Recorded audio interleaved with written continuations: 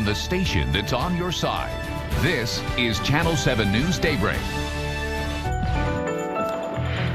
The time now is 6:23. September is Sepsis Awareness Month. I bet you didn't know that. So we're going to find out what it is today and how big of a deal it could be and what it does to you. And this is all things that you need to pay close attention to, because if you ever hear this in a doctor's office, you need to pay close attention. It could be dangerous. Yeah. Dr. Scott Davis, Baptist health cardiologist, joining us this morning to explain this. Yep.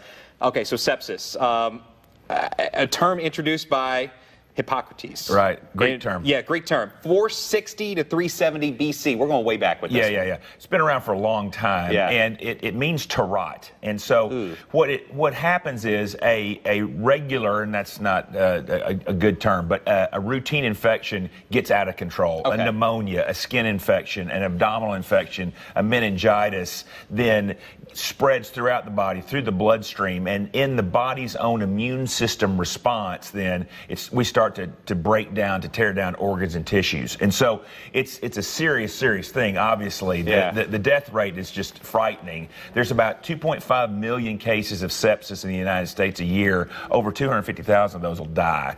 Only 1 in 3 of the sepsis cases will actually walk out of the hospital without having to go to some type of rehab, because it really has a huge systemic effect on the body. Now, and here's the curious thing, over 80% of the sepsis cases originate out of the hospital. So it starts out as a pneumonia, it starts out as a skin infection, and then it snowballs. And so one of the first things to do is for heightened awareness and having these kind of conversations. Number one is we want to stay up to date on our immune system, our immunities, so get vaccinated, right, for your kids and such. And number two, then be aware of certain subgroups that are more prone to it. The elderly, folks over 60 may have more compromised immune systems and be more prone to it.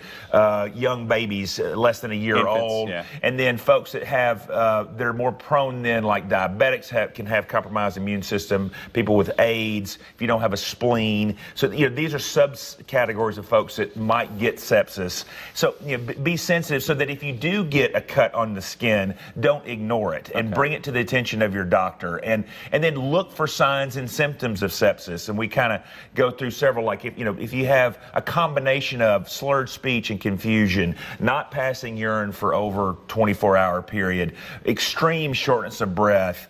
It can have very fluctuant temperatures, not just a high temperature of 104. It can go really high. It can also go really low. So if you notice that your temperature is really abnormal, not behaving near what it should, or that you get shivering and just no matter what the temperature, if it's really cold or really hot, you just uncontrollable, called rigors. So the constellation of these symptoms, combination of these symptoms definitely warrants immediate attention. And you say immediate attention. This isn't call your local physician. This is go to the emergency room immediately if you suffer any of these. We need to be on antibiotics for this. This is serious stuff. Okay, hopefully we can get ahead of it. Let me just promote this. Sepsis.org is the website if you want to know more information. It has great stories. It's got more information about awareness. And then if you have a family member or you have been a part of this whole sepsis cascade, it gives you a lot of good information. Thank you so much for coming in and explaining that this morning. Hopefully no one out there has to deal with that. But if you do, folks, you got to go seek that medical attention immediately. You can always call the Baptist Health Helpline at any time, 188-BAPTIST, or go to baptist-health.com.